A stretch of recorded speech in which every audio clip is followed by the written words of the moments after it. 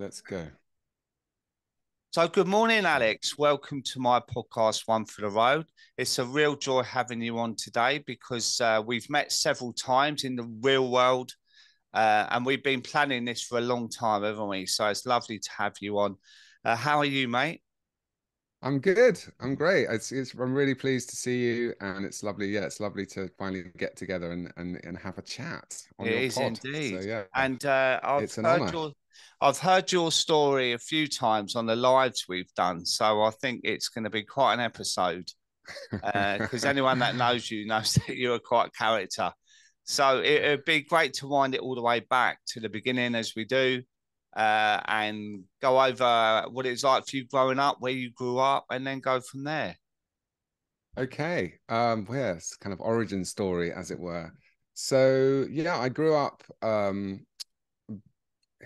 I suppose I'm a country boy at heart, but I was actually my formative years were in London as well. So I've kind of a slight split personality.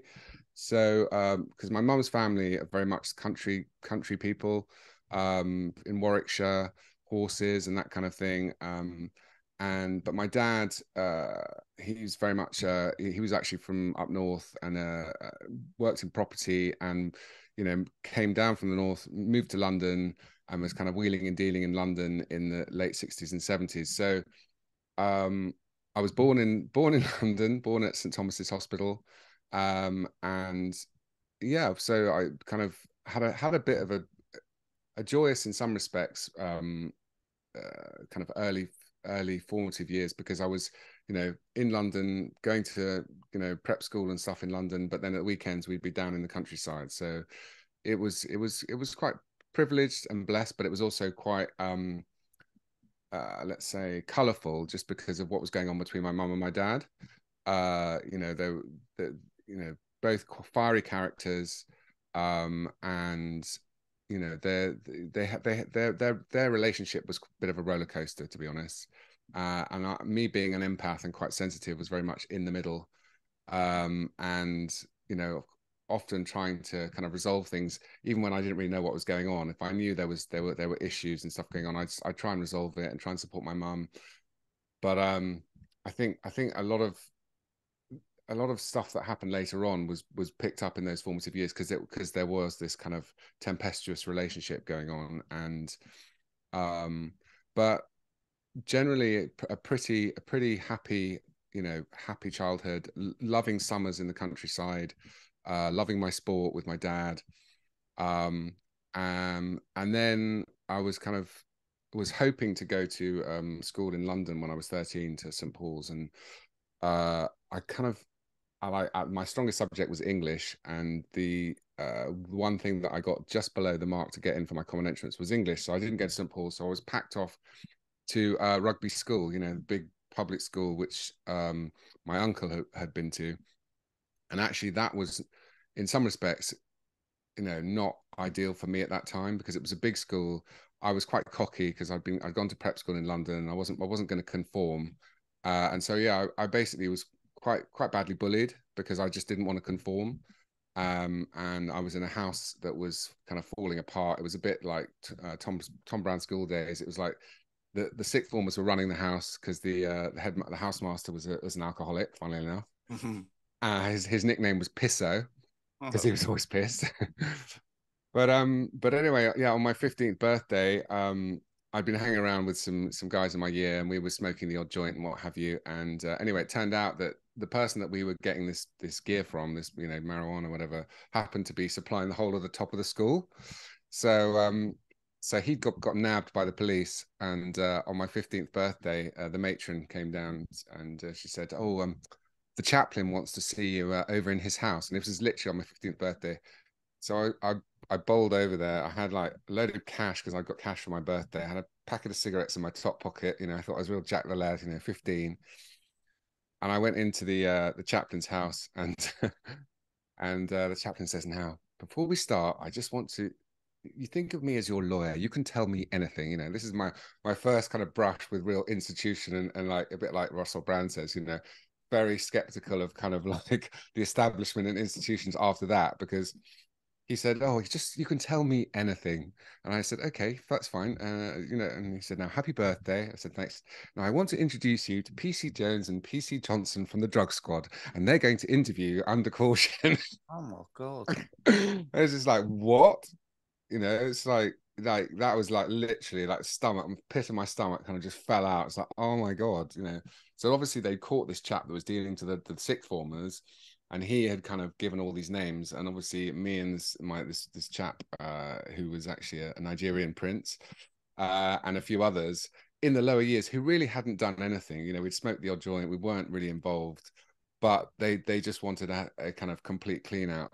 So the slight thing was, so they emptied my pockets, and of course I had all this cash, and then I had a check in my wallet which I'd totally forgotten about, which a bit like when you're in the fifth form and you look up to the sixth form girls, because there were girls in the sixth form. I'd run an errand to get some stuff for this girl, and she, instead of giving me the cash, she gave me a check. So I had her check in my wallet. So suddenly I'm the Pablo Escobar of the fifth form because I've got this check. I've been doing deals, and it's like it was completely ridiculous. But anyway, yeah. So long story short, I was kicked out along with 20 others. It was the last big kind of expulsion of lots of people, and so that was pretty brutal because I remember the housemaster saying, "Okay, we're going to put you in quarantine while we sort this out. Come up into the house, and you can wait here with you and this Nigerian prince." And it was just at the start of exams, and I remember he goes, "Oh, I got a telegram from your family for your birthday, and I'm in quarantine." Like they said, "Oh, come down. There's a phone call for you. It's your mum wishing you a happy birthday."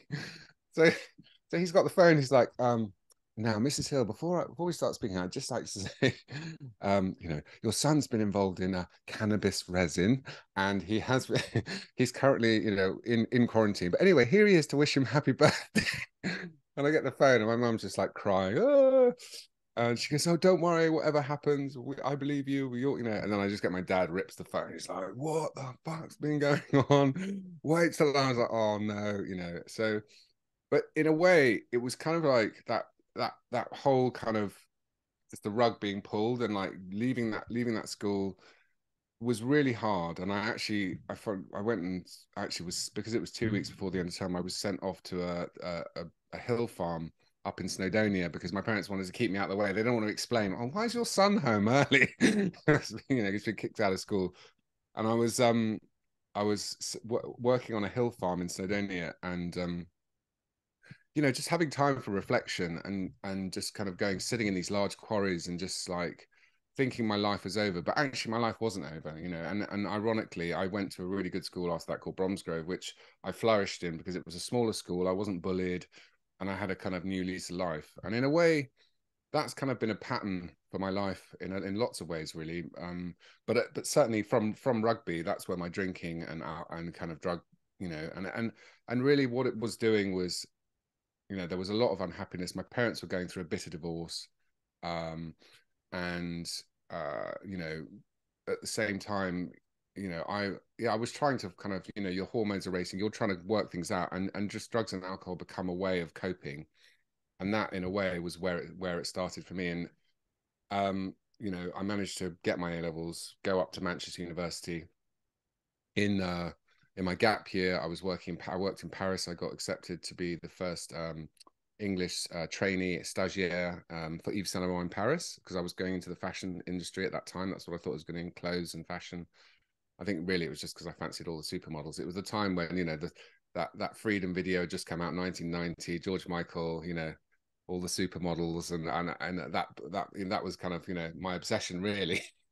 But at the same time, it kind of led me into that fashion industry, and I managed to go out and spend a year in Paris working at Yves Saint Laurent, Sounds awful, mate. I was just reflecting back on my life there. That I went to a really awful school that I was bullied every day, and ended up getting a job in a carpet shop in Wimbledon, sweeping the floor. So, yeah, quite a contrast, really.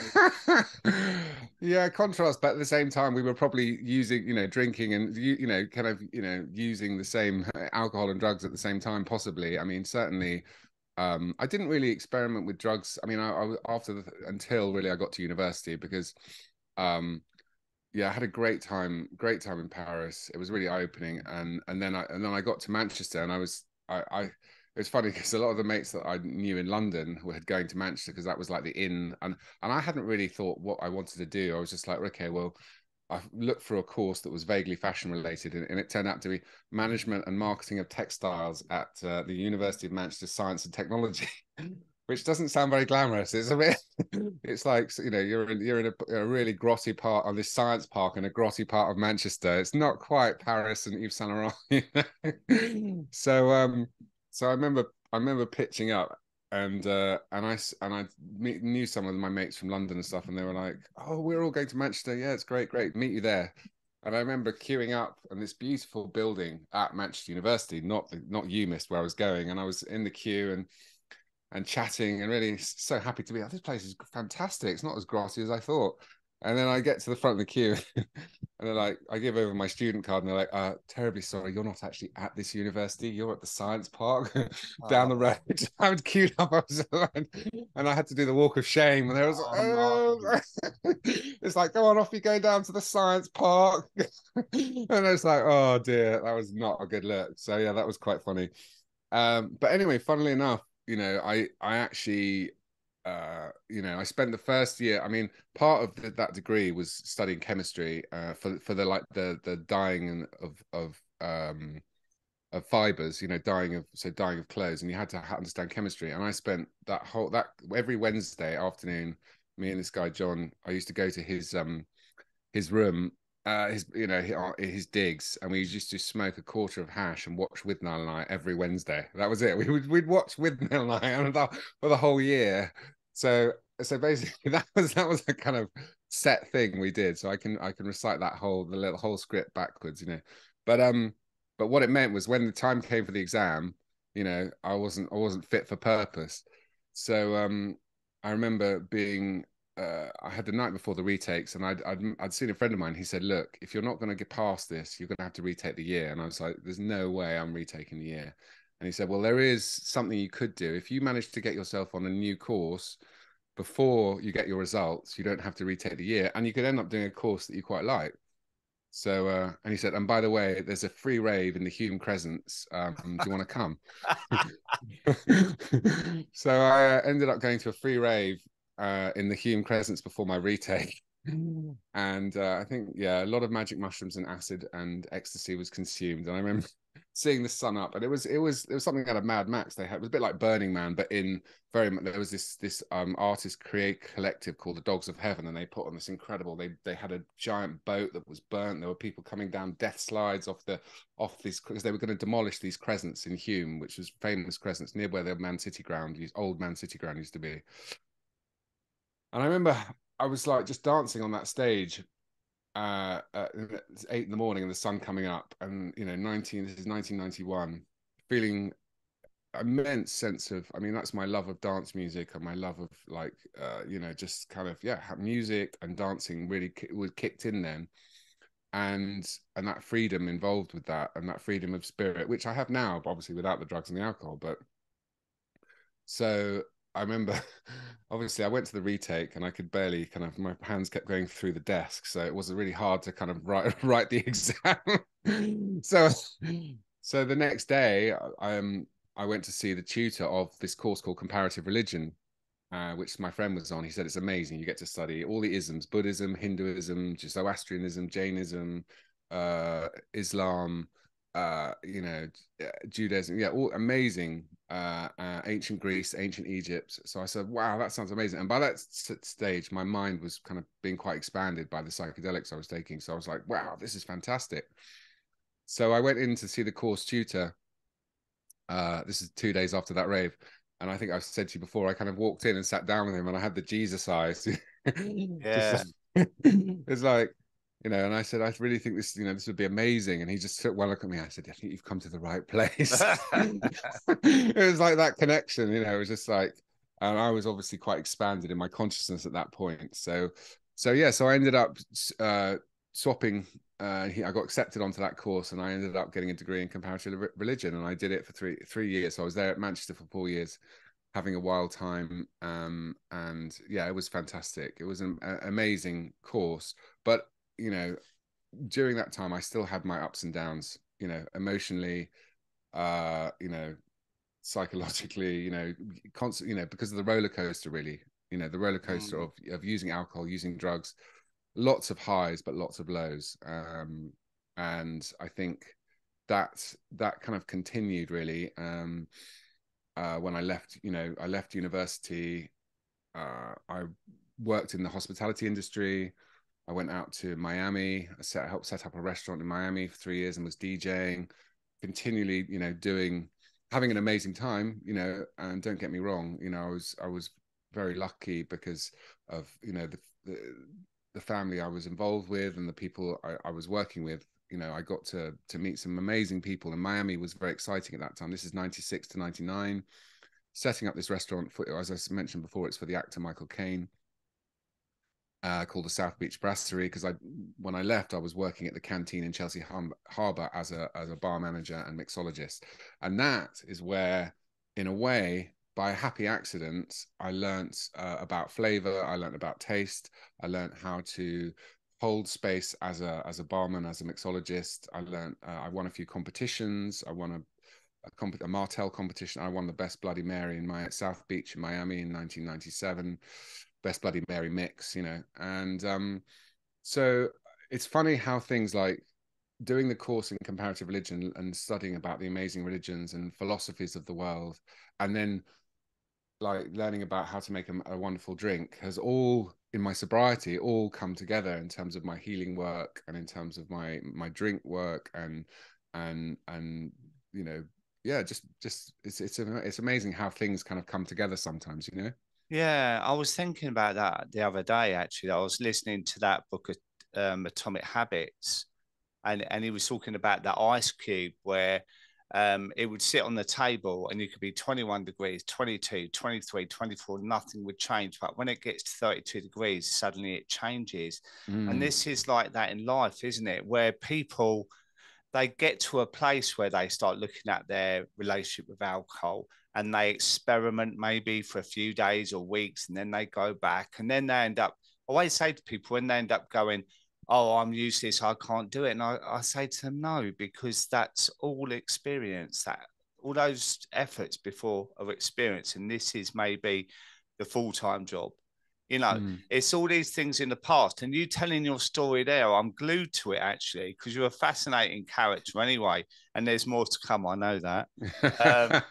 But it is funny how you got all these bits of the puzzle and they get brushed aside and they come together at the end and click into place. It's really interesting, isn't it?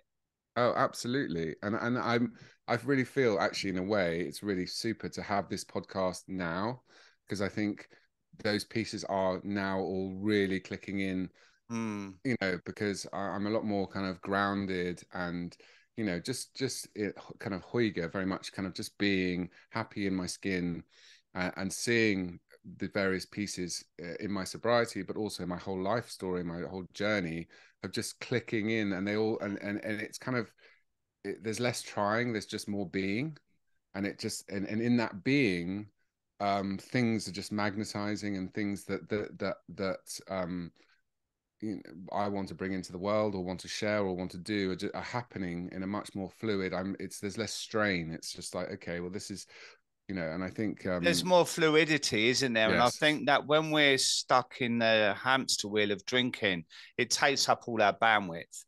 So we're stuck, aren't we? And we can't think of anything ahead. It's about the next drink, the next drink. And I think when you stop drinking, it clears. The bit I always describe it as the Michael McIntyre's man drawer, where there's old Nokia 3310 phones and batteries and keys. You ain't got a clue, but yeah, but you don't want to get rid of them just in case. But then when you clear the man drawer, it frees up all that space. And I feel that in sobriety is that it's like opening the big door to your heart, and then you let the world in if you want to, and things begin to happen. And they have for you, which we'll explain later on. But all right, so let's wind it back again.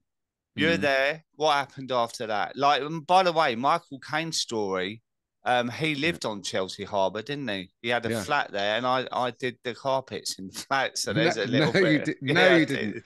So just to kind of, for full disclosure, when I was at university, I was at Manchester with his daughter, Natasha, and we started dating. So basically, that's how I kind of got, connection into that family, and so it was a very interesting kind of coming out of university and then being just kind of thrown into that world. But in a way, it was good because I wasn't self-conscious. I wasn't kind of, and because there was so much stuff, toxic stuff at the time going on with my mum's divorce, my mum and dad's divorce. I kind of latched on to them in a way because it was just like, and yes, it was glamorous and exciting, and yes, I got to meet my heroes, and it was, but at the same time, I didn't lose myself in it, because I saw a lot of people that did lose themselves in that kind of world of fame and the hangers on. And, it's very enticing, but it's intoxicating, but it's also very damaging. And a lot of people are in it for the wrong reasons.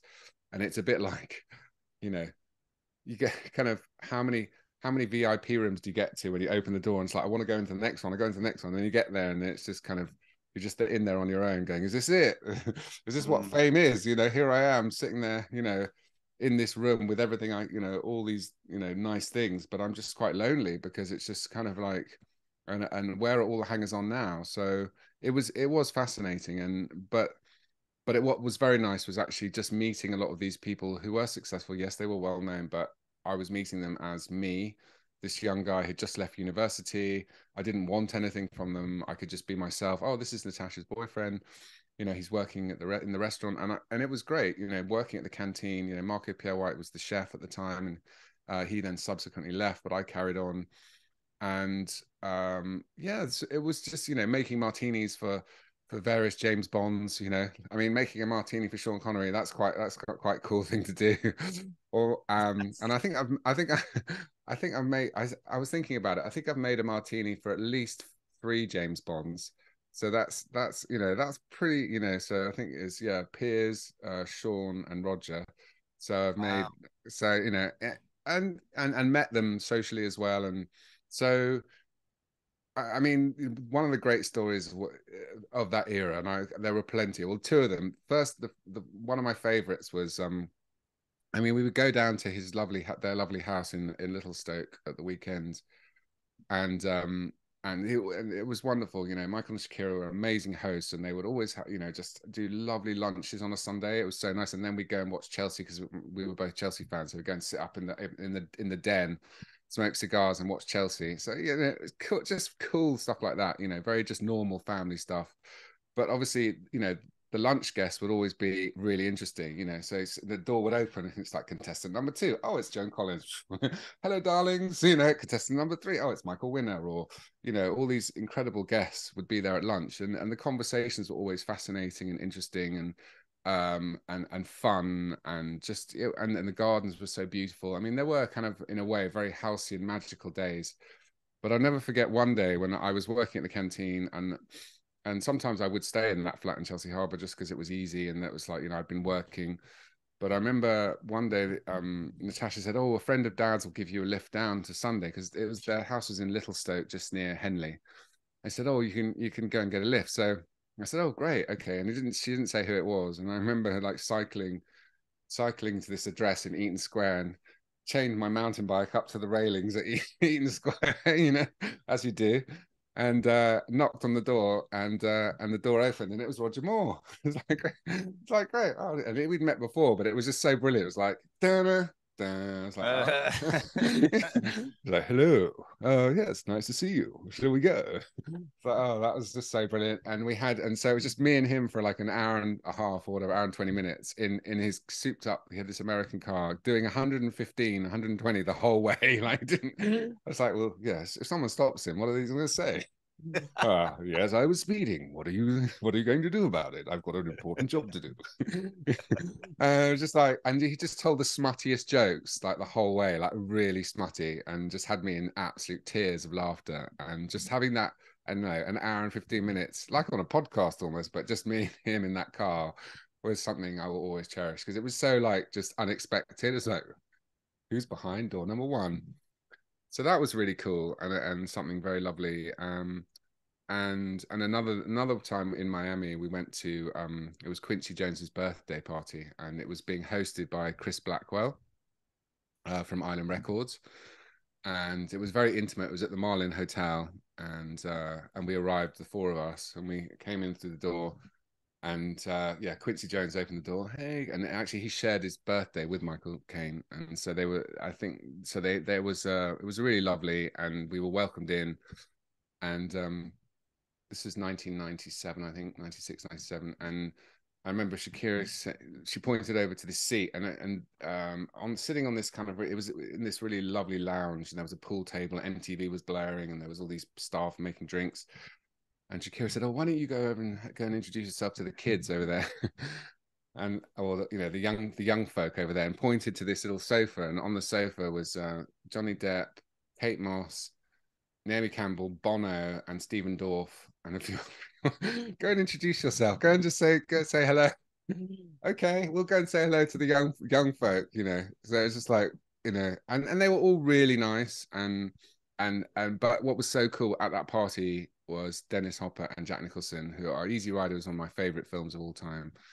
And getting in, you know, that was it. Getting introduced to those two, I was just like, right, I'm done. That's it. I'm Well, happy now. to be honest, mate, I think I'm done. I'm recording a podcast this afternoon. It's a big one as well, and I literally think my story's the most boring story No, in the it's whole not. world compared to this. What? This is No. really killing me. Like, I'm literally No. slithering into the bottom of my chair now. Like, oh my God, what am I going to No, say but the thing after is, this?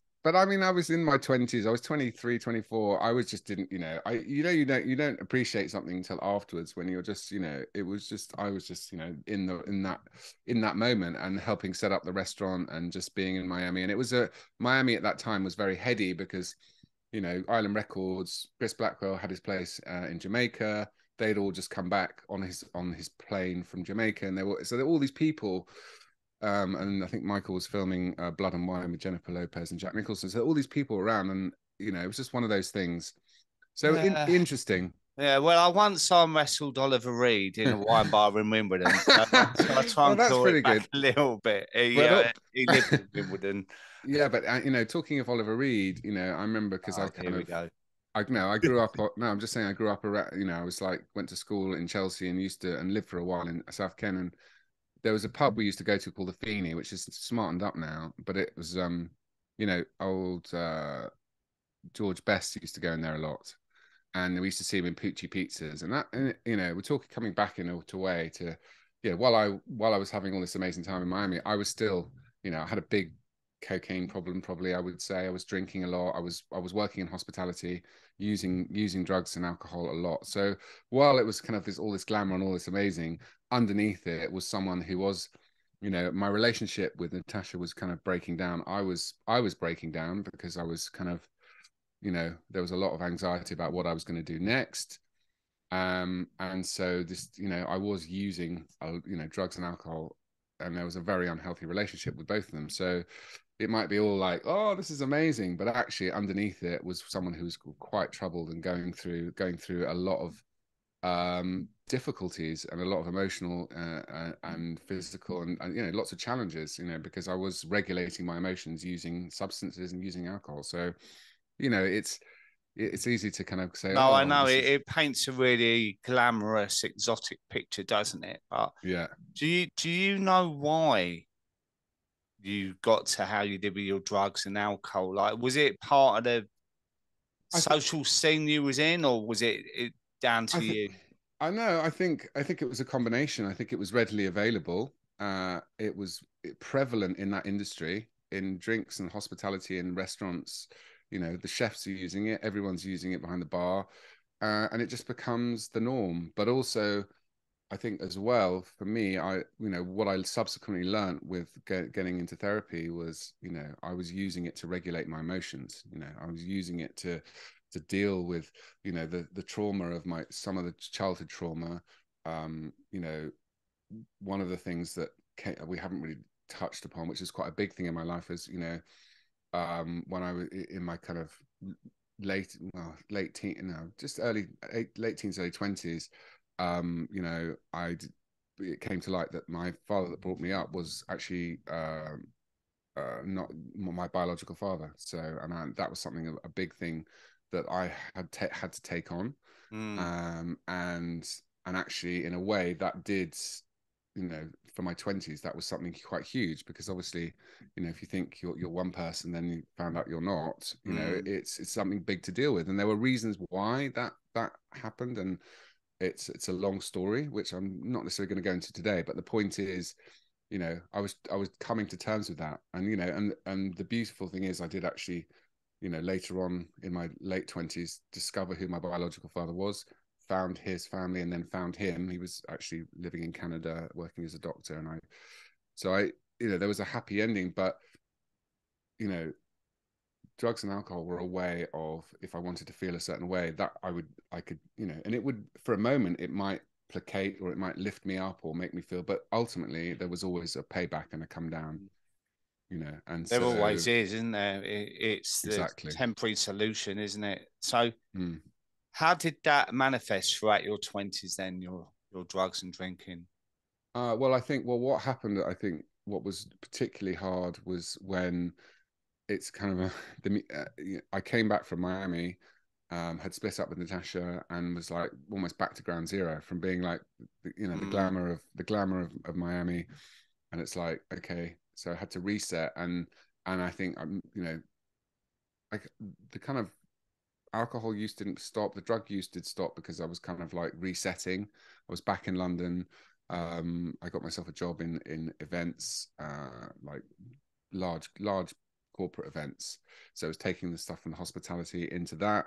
And but I it was went into quite a spiral of depression, because obviously, the coming from that whole thing in Miami, the drug use, finding out about my dad, having to process that, and and splitting up from this relationship, it was just like, oh my God. And also, it's interesting that a lot of people who wanted to know you because of your association with this family and what you were doing, suddenly they all just disappear, if you're not, and that was a great lesson about authenticity, about who are your real friends.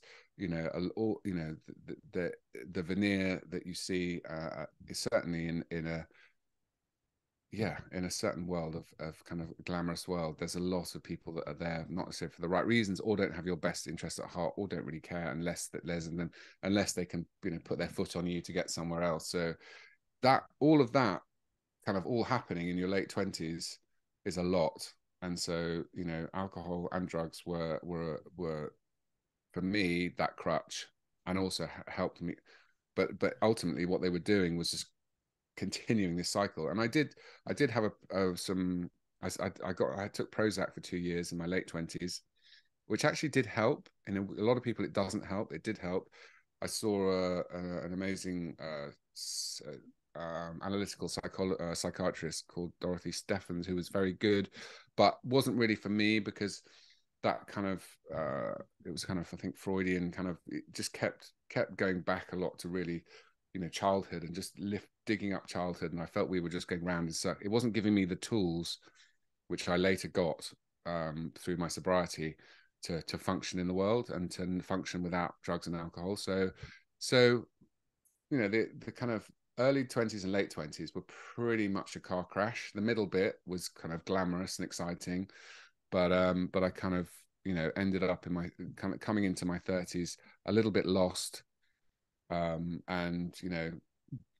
ended up in a codependent relationship with my first wife. We were both going through our stuff, and kind of came together as people who were using drugs and alcohol regularly. And that pretty much went for that relationship for 10 years, until we separated in 2000, and I think it was 2008, 2009. So in a way, 15 to 45, there was some amazing highlights, and I kind of moved out of London in my early 30s, because London, I just didn't want to be there anymore, because I just saw through it. I saw through a lot of all the people that were all over me like a rash. A lot of them had dropped me like a stone, and it was just like, whoa, this is you know, and I just wanted to extract myself. And having grown up on and off in the countryside, it's like, right. And I moved to Kent and created a beautiful life down in Kent, which has been great because it's only an hour from London, and I retrained in property. And you know, within 5 or 6 years of working in property, I'd ended up buying my own company, running my own estate agency, which I still own and run.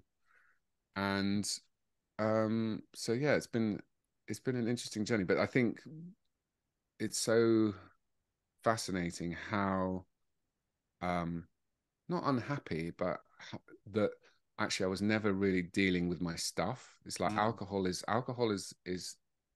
really the symptom, not the cause of our stuff, you know, of why we is, you know, in terms of, you know, it's not the cause of why we drink, it's the symptom, you know. And it's and I think it was only when I decided, you know, okay, I'm going to do something about this, because also as I, you know, I met Catherine, my wife, and you know, and we married in 2015, and I was still drinking then, and I was still, you know, I was still using drugs as well. But it, yeah, I think a friend of hers said, she did a speech and said, oh, the song she played there, maybe trouble ahead, you know. And she was taking this book. We got married in Italy, and she was taking a book on how long our marriage would last, and she was like 3 months, 6 months, yeah. You know, and like she was joking, but it was kind of, you know, I look back at photos of me then, and I mean, particularly not at the wedding because I'd slimmed down a bit, but afterwards, and I was, you know, I mean, I know, you know, some of the photos you've seen of yourself when you were still drinking, and it's just like, whoa, who is that person? Yeah, You know, and it's in the it's eyes as frightening. well, isn't it? It's not, you know, I look at the weight I was in that, but it's when I look at my eyes. I did a talk for Be Sober the other week, and just at the last minute, I said, "Oh, can you add this to the memory stick?" And then when we put it up on the screen, I looked at it, and it literally took my breath away, and it changed the whole direction of my talk that I was doing, because I looked at this image of myself on a big screen, and it's like, you poor bastard. Like, I just wanted to hug him and just say, look, listen, you're going to sort this out, mate. It's going to be a bit of work. And it did something to me. And then I did a talk last week somewhere, and I felt the same. I think I've got to give these talks up because I'm too emotional. I was like a blubbering mess. But what's good about that is it shows that I'm still connected with my story, rather than moving away and thinking, Yes. oh, I'll try and remember how it was, but Yeah. you know, now blah blah. So, but there's an Ibiza story, I believe, that I think we would need to include in this, Okay. and that is probably part of the reason why you got sober. Yeah, that is. I mean, my kind of one of my things for me as well is I don't really get drunk. I can just, like, I'm a bit like a Viking. I'll just carry on drinking. Like, people just drop around me. I mean, don't say don't get drunk, but I'm just quite kind of like hardcore. So that was a problem as well. So I would just carry on, and the binges would get closer and closer, like whether it was a stag do or it was a cricket or rugby or this party or this festival. And then suddenly it's kind of like, you know, I'd be like, oh, I'm gonna mow the lawn, and I'd have a rum and coke and a line of coke in the garage, go and get the lawnmower and have a quick line and a rum and coke and go and mow the lawn. And it's kind of, you probably think you've probably got a problem if you're having a line of coke to mow the lawn. I mean, it was, don't get me wrong, it certainly made it an interesting mow, but it was it's not where you want to be, I don't think. And you know, other situations like I remember one night, this is before, you know, obviously before Ibiza, but one night I decided to stay up and watch the Super Bowl and do a DJ mix because I was, you know, like to do my mixes. So I was watching the Super Bowl, polished off a bottle of Calvados and did my mix, I think. And then anyway, my wife found me at about 4 in the morning, unconscious, just out cold on the kitchen floor. You know, the TV on, all the lights on, and I was just out cold, you know, drunk, and, you know, really shocking. And I kind of went to bed. I felt awful, and I felt so guilty, and like, oh my god, because like the next morning I was supposed to be going to Heathrow to pick up my stepdaughter with Catherine to because she's come back from traveling, you know, which is quite a big deal, and I have a great relationship with my stepkids, so it's like, I'm looking forward to this. Of course, I got up late. Catherine had already gone. So, and I felt so awful. I was like, oh, and I was just like, you know, that feeling of like, oh God. And I just got into the car, should not have been going anywhere near a car, you know, still probably way over the limit. Got our two dogs, put the dogs into the car, drove to Heathrow, okay, because I was feeling, and then when I got to Heathrow, I was like, what do I do with the dogs? So I basically took the dogs with me, and I was going through Heathrow telling everyone they were trainee sniffer dogs, so I could. So I was like going up in the lift, getting through into the terminal, and the people were stopping me. Sorry, no, these are trainee sniffer dogs. Oh, on you go. So it's like ridiculous, you know. And I remember getting there and Kitty coming through and I just and my wife's ex-husband was there as well, and he's just going to just imagine. He was just like looking at me going, what a moron, you know, like, and that, you know, and it was just kind of like, and Catherine was just like mortified that I turned up and I was the dog looking so rough, just smelling of Calvados, and you know, I mean, it's just not a good look. It's just who is this person who does that? What an absolute see you next Tuesday, you know, and I hands up, I was being an absolute see you next Tuesday, um, so yeah, so it all led to, as we know, the story to Ibiza, which was this. I was organizing a stag do for a friend of mine, and when we got out there, you know, things kind of took a turn, not as I thought they would. The group got split, and so I ended up going on a two-man. It was like 8 of us. I ended up going on what I call a two-man stag do with this guy called Marcis. Is a Latvian guy, and he and I just went and had this adventure really because we were so pissed off with everyone. And we ended up the night before we were going on a boat trip. It was the Saturday. We ended up in this beautiful villa opposite the island of Es Vedra, and Es Vedra is this rock, this beautiful, which represents the goddess Tanit, which is the sacred goddess of the island. Tanit is a bit like Isis or Aphrodite, you know, just ancient Phoenician goddess, or uh, like Fatima, but basically this amazing goddess, and she is the spirit of the island. And this island, Es Vedra off Ibiza, represents her, and is also, it was where supposed to be where a doorway to Atlantis, and also where Odysseus on his journey, the Odyssey, the sirens were supposed to have lured him and his ship, you know, so it's a very mystical energy. And we were in this villa looking at Es Vedra the night before, and in this kind of beautiful infinity pool. It's just like something was just, there was some energy and magic that was drawing me there anyway. And I was having, the day before when we were in the port, I was having past life flashbacks of like seeing myself on a like a ancient Spartan ship, and seeing myself as a kind of warrior, and you know, and I kept saying to myself, I know why I had never been to Ibiza before, because this was the reason why I needed to go to Ibiza now. I wasn't ready, and it does have a very powerful energy. Anyway, so um, the Sunday, that night I ended up staying up, you know, and getting quite high, but just dancing, but seeing the sun up and going into quite a kind of trance state, and feeling very connected to the island and to the spirits of the island, but didn't understand what it all meant. Then the next morning we took this boat, and we were supposed to go to Formentera for lunch. We didn't. We ended up going to Es Vedra, and as soon as the captain said we're going to Es Vedra, I just got this huge vibration up my spine. I was like, oh my god, something's going to happen. This is the whole reason for me being here. It's got nothing to do with this stag do. Everything kind of suddenly became like a wallpaper. It was just tunnel vision to this amazing rock and this connection to this goddess. So we were going towards the island, and I was meditating on the front of the boat, and everyone was laughing at me. You know, you're on a stag do, and I'm like, what the hell is he doing up there? What a moron! And I was there, like in my kind of Buddha pose on the front of the boat, and getting a lot of piss take going on. But I didn't care. I was oblivious. And we came to the rock, and at that point, someone came up to me and said, "Oh, the captain wants you to touch the island, touch the rock." And I turned around and I said, "Well, why? There's 12 of us on the boat. Why me?" And the answer was the rock wants your energy. So that was very weird and mystical. It's like, what? The rock wants my energy? I didn't know quite what that meant, but when we got there, I've got a video of it actually.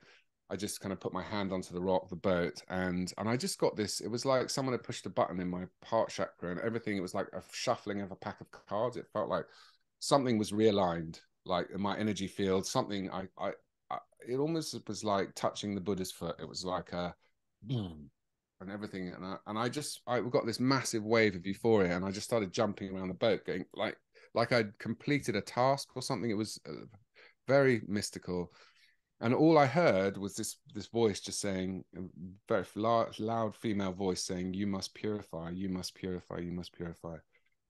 And so they were all laughing at me. I mean, there's videos, they were just like thinking I'm gone completely nuts, but I knew what it meant, and even more now, because this was a blessing effectively from this goddess, and an opportunity to basically like choose a different timeline of my life. From that point, I could either go, right, all timelines were available, am I gonna go here? And if if you think about kind of quantum physics, or it was a quantum healing moment, a quantum it was like everything at that moment was possible, and what was I going to choose? And when we got back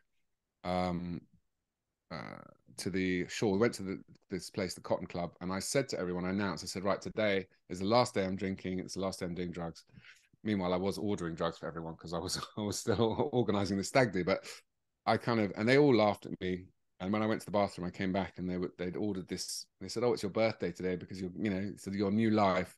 And they ordered this big birthday cake, and the whole restaurant was singing "Happy Birthday," and it's got my DJ name on it, DJ Dio, and it was like "Happy Birthday, DJ Dio." And so it was like it was very symbolic. It was like, wow. And so they still were taking the piss, of course, but I knew that this was serious. And just before we left, there was this very kind of wise looking, kind of German, very glamorous kind of couple, older couple with blonde hair and that, lots of linen, and they said, and they just looked at me in a knowing way, and they said, "Oh, you're going out tonight, aren't you?" And I said, "Oh yeah, we're going to the opening of High." This is in 2017. And they said, "Make sure you leave by 12 o'clock. Make sure you get home by 12 o'clock." I mean, it was kind of like, well, I'm not going to be looking for a glass slip or anything. It's like, it's like, but it was so weird. They were like, "Get home by 12," and I didn't know. It was just a little omen, another portent, which happens in Ibiza. There's all these mystical doorways and things that happen if you're open to it. And Ibiza can take you up and it can take you down. And it's funny, actually, you've got the your little Isis symbol on your, which is, Tanit is basically like Isis. So, and it's the symbol of eternal life, and you've got the infinity as well. So, which is about unconditional love and self-love, really. This is what it's led me to, is about unconditional love and self-love. And that is the key to everything. But I didn't know that then. So, so that night we go to this club called Destino, which is a hotel owned by the Pasha Group, I think. But anyway, this DJ Guy Gerber was playing. It was amazing. And we're at the bar, and this woman, I get people come over, and this woman gets introduced to me, and I just saw her as a kind of the human manifestation, incarnation of Tanit, this goddess, because she had this gold hair, aquamarine eyes. She's wearing like because she's like a sea goddess, like Yemaya, Tanit, and this coat was like covered in like scales, and it was all aquamarine. And I just said to her telepathically, I looked at her when I was introduced, and I said, "Hello, Tanit," and she responded with her eyes, "Hello, Alex." And I was like, "Whoa, that's trippy." And I wasn't high at that point, and she put her hand on my arm, and I just got this shockwave of energy, and I just felt like, so it was just like such peace and such bliss. And I was just like, this is whether she's Tanit or not, she's a very special, highly conscious being. And for me at that moment, she was Tanit, and I was happy to see her as that. And she looked at me and she said, "Oh, you've had a really good day today, haven't you?" And just knowing, with these knowing eyes, got the old Jesus eyes going again.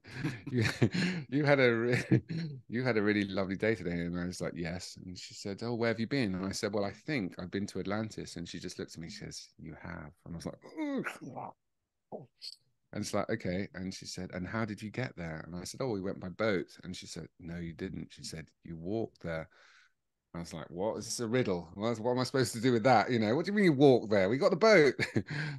And I look back on it, and I think what she was saying was that, like, when you're in an energy field of a very special place, whether it's Glastonbury, whether it's the pyramids, you're already in that energy field, and you're receiving the gifts, or whether you're open to it or not, you're receiving the gifts of the energy. So, So we had this beautiful interchange, and I told her that I was going to stop drinking, I was going to purify, and she acknowledged that and said, "This is what you need to do."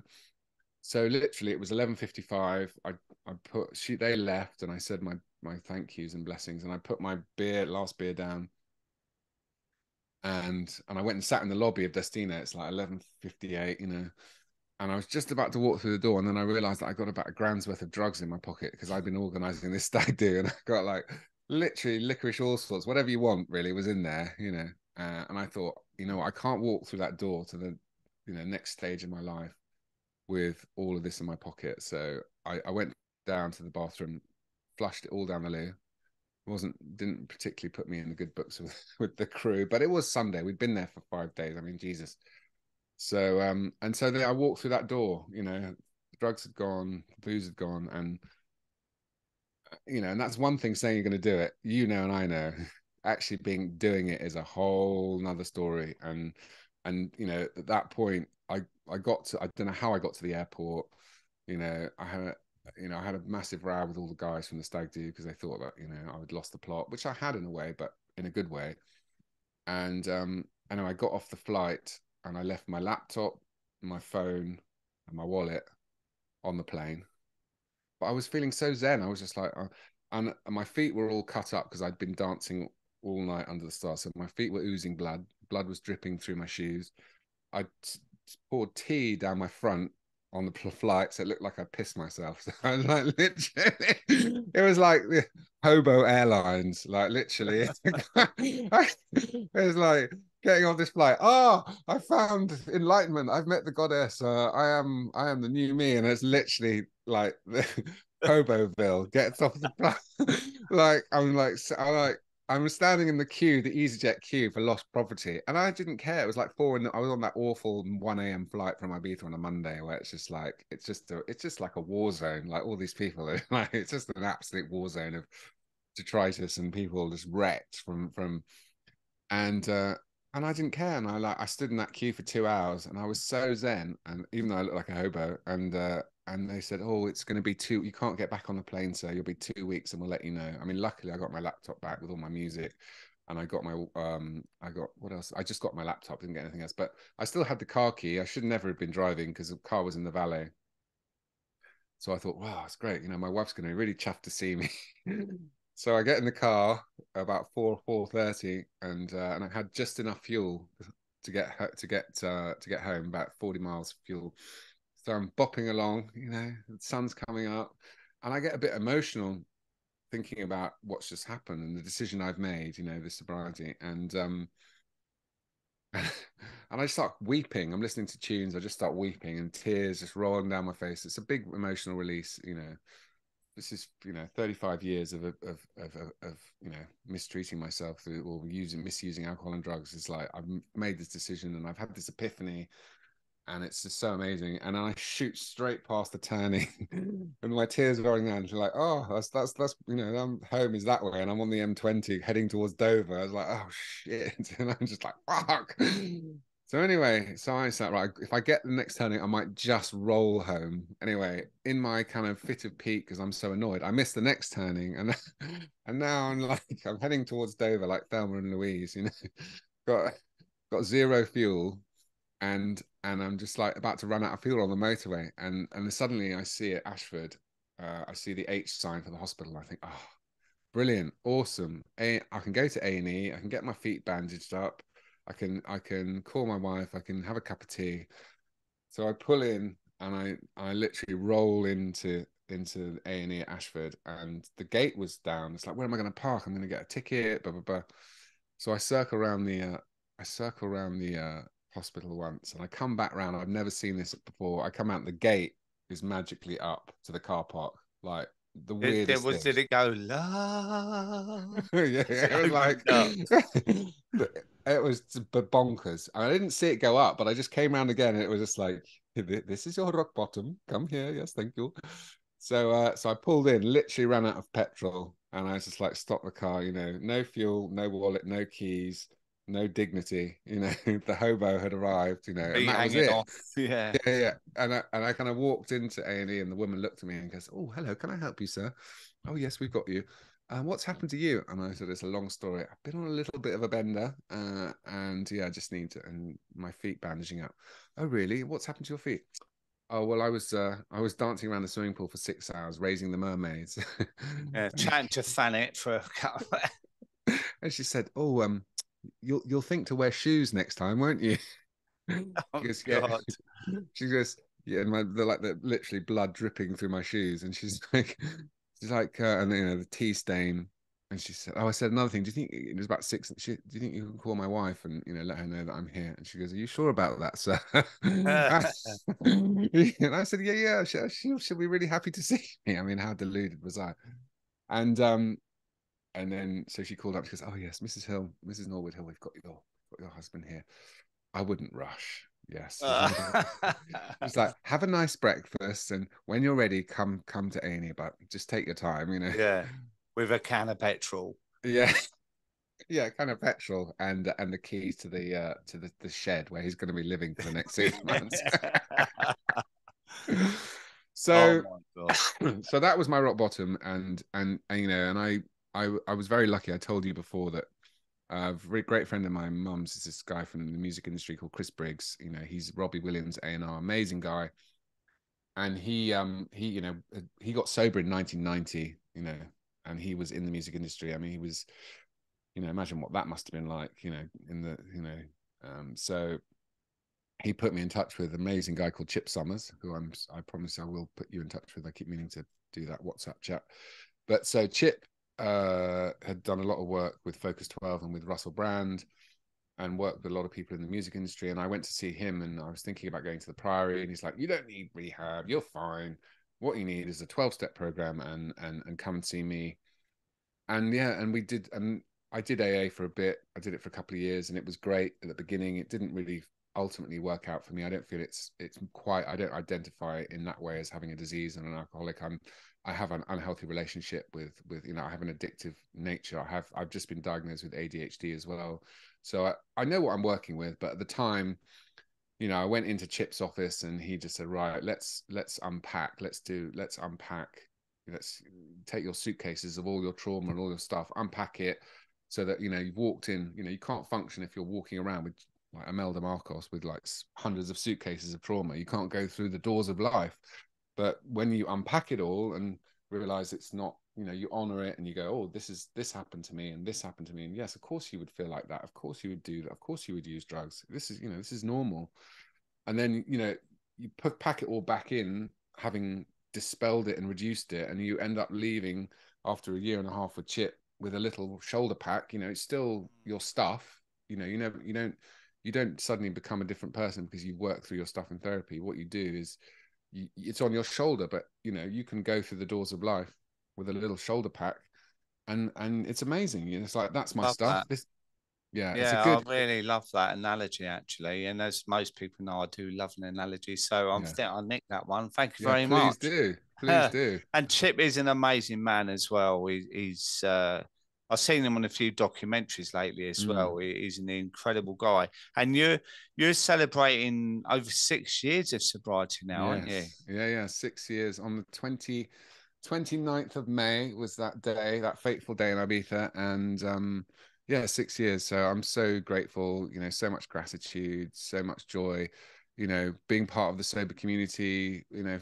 founding Sober Sommelier, you know, sharing my drinks, sharing my story, Mm. helping people, helping this whole sober movement. You know, creating my little alcohol-free drink, Cordus, there, little Yeah, plug. I mean, I was going to go on to talk about that because I genuinely like to make these last about an hour because people listen to Yeah. them on the way to work or in the gym and whatnot. But I don't want to leave you before we talk about that because I've actually tried that and it is an absolutely beautiful drink. So before we go, do you want to tell the Sure. listeners how you've created this? So, um, it kind of comes back to what we were talking about in a way about my connection to the drinks industry, and now, and if people want to find out about what I'm doing, they can just go on my Instagram, go to Sober Sommelier, and just click on my link tree, and it shows all the various things I'm doing. So, Sober Sommelier is really about sharing amazing drinks, sharing. You know, I do pop up bars. I've just done one at Fire and Alchemy, which married my healing work, which is Reiki. I'm a Reiki practitioner, Reiki master. I also am a crystal healer. I've got a big crystal here just to show you. This is one of my favorites here. Wow. So That's look at that. amazing. That's a Lemurian, Brazilian Lemurian. I trained under an amazing, oh, I'll put my face there. Trained under an amazing crystal teacher called Katie Jane Wright of And Crystals, and you can look her up. And so I've trained under her. I also trained under Margaret West as an Angelic Reiki practitioner. So basically what happened was I couldn't find a drink that I really liked that had the same mouthfeel as great alcoholic drinks, you know, that viscosity, that texture. And I wanted to make something that was like an aperitif that I could mix with alcohol-free sparkling wine or tonic. And I happened to find a distillery in France that made this a kind of base liquid using gentian, which is a bitter root. And I was looking for when I created the drink, I was looking for a kind of origin story about someone that had discovered gentian and what it does and was using it in the 1500s. And I found this amazing guy called Valerius Cordus, who is, please look him up. He wrote these pharmacopoeias, these books, these herbals, and was using ether, was using stills 100 years before John French was in the 1500s.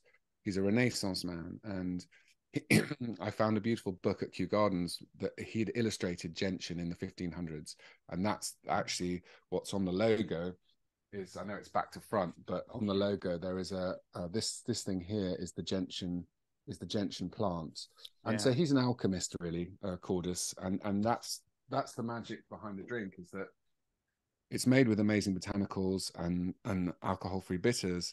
But then once I make the blend, I then use crystals to grid it and to charge it, and then I also use angelic Reiki or Reiki to raise its vibration.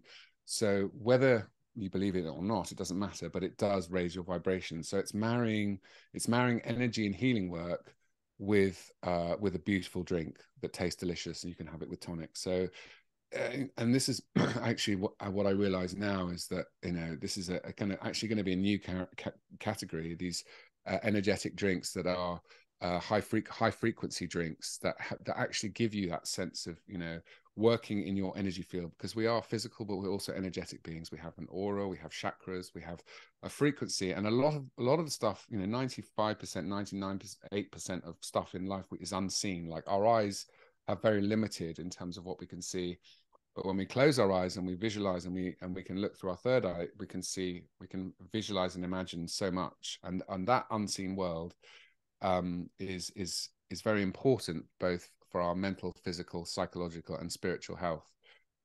So that's something I'm very much advocate, and I'm doing that, working with individuals and groups with group meditation. So just recently, we did an event at Club Soda called Sober Sound System, where we incorporated this. We had giant crystals in each corner of the room.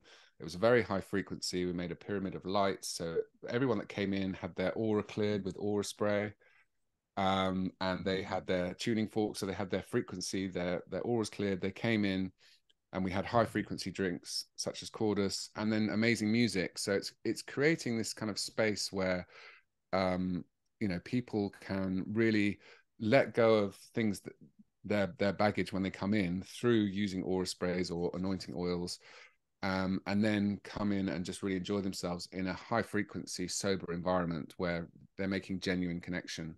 And Club Soda have invited us to come back and do another Sober Sound System in September. So yeah, if you want to come, I highly recommend it, because it's a lot of fun, and it's very life affirming and very uplifting, because we are raising our vibration as part of our process on this earth, is to raise our vibration and raise our consciousness. And I feel like I'm kind of doing that in my process and in my kind of mission through the drinks, and just recently, finally, I did an amazing thing at this was at Fire and Alchemy, which is a kind of consciousness kind of healing space and crystal shop, and we did drinks that were linked to crystals. So it was like a conscious cocktails and crystal workshop. So golden healer, tourmaline, and Lemurian.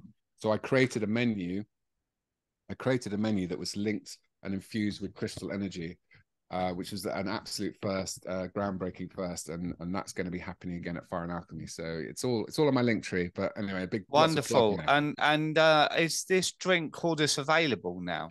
So you can get it directly from me, and I'm going to be doing in September like a small batch. So yeah, so if you just email me if you want to try it, or go to the website, at, I think cordusdrinks.com, and just request. I can like small batch. I can do it individually, but soon I'm going to do larger batches. So but yes, but if you come to me directly, I'll put all the notes and links on the show notes of this episode. Amazing. And we could talk forever. I know that, Alex. And if anyone wants to watch this video, it's on my YouTube channel, on my bio, on my Instagram as well, at Sober Dave. And they can find you at Sober Sommelier on Instagram. We're going to put all your links on there. You're a fantastic guy with hilarious stories, mate. But what I've got from this as well, we can tell all these stories and glamorize it all, but you did get yourself in a really bad way with it, and you've found a way out, and 6 years of sobriety now, and you're helping so many people. You're an amazing man, and I'm really grateful that you've come on today. So thank you so much, Alex. Thanks, Dave. It's a pleasure. And we'll get together soon. I can't wait. All right. Thank you, mate. Thanks for joining. It's been a pleasure.